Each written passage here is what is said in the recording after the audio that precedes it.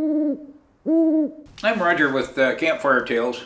Somebody asked me once, what's the most favorite chukar hunt that you ever had? And that came real easy. I had one day that my friend Emery and I, had a novice that wanted to go with us, and he'd never hunted chukar before and didn't know, the tough country that that they live in. And so we decided, well, okay, let's hunt this area near Vantage, the Columbia River, just a little bit north of I-90, called the Kalakam. And we knew this one little road that we could drive in, 4 or 5 miles probably. It was really just a very tough road, big potholes, and after Mount St. Helens it had ash that made it real slippery when it rained, etc.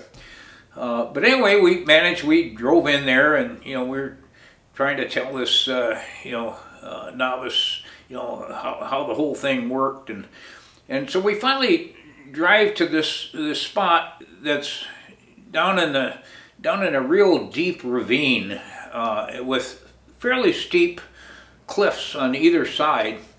And so we parked the car down there, and there's a little stream at the bottom, and we're in sagebrush country, so there, the hills have sagebrush on them, and fairly desolate. You'd have this little white grass called cheatgrass that the chukar used to feed on.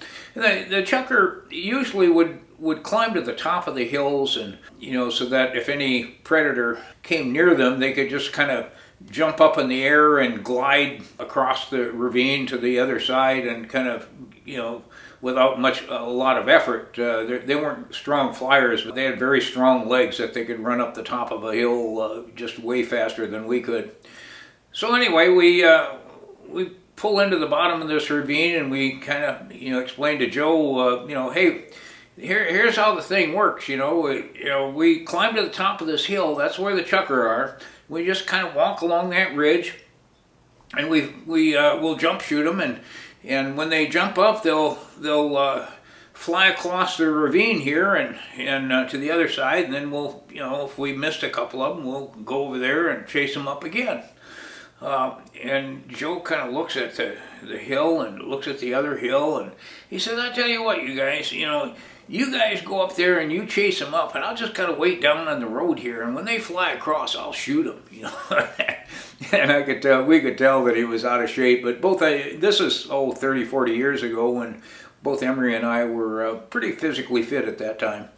And Emery and I kind of split up and went to different parts of the hill, and I'm walking along, and geez, I ran into a couple of different nice cubbies of chukar, and was shooting fairly well back then, and just the birds kept piling up, and we every once in a while we'd go down and hey Joe, anything fly across yet? And no, yeah, but I'll get them when they come.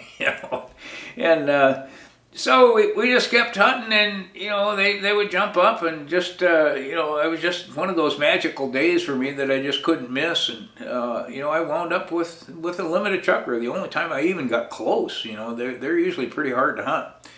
So at the end of the day, we come back, and Joe had tried walking up the hill a couple of times and did a fair amount of walking, but he started getting some cramps, and he was out of shape.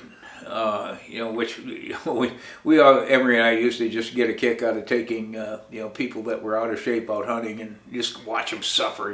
Get Charlie horses and stuff like that. But that was a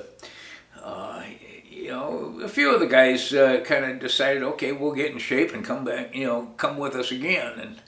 But anyway, that was a most favorite hunt that I had. But if I were to go to that same spot, today, geez, I'm several years older and a little bit less conditioned than I was, so I'd probably drive to the bottom of that hill and tell the other guys, look, you go to the top of that hill and you chase them up, and I'll, when they fly across, I'll shoot them.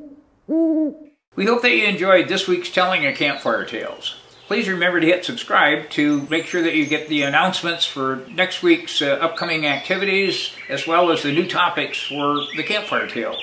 Please also share the fun that we have here and let your friends know about our website, RogersOutdoorChannel.org.